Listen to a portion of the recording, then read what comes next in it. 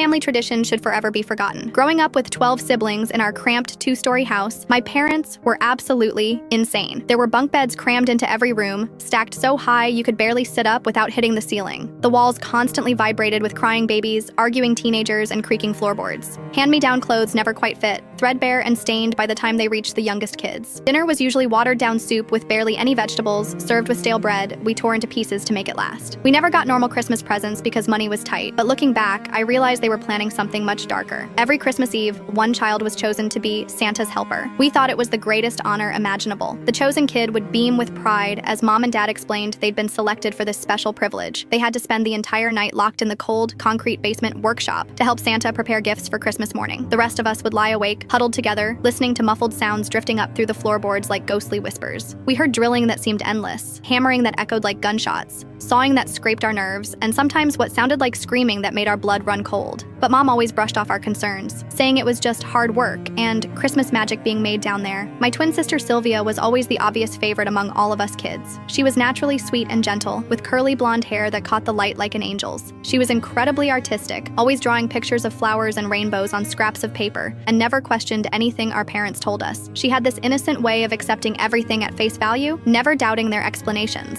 Last Christmas Eve, when we were both 8 years old, she was chosen to be Santa's helper. The rest of us were genuinely jealous.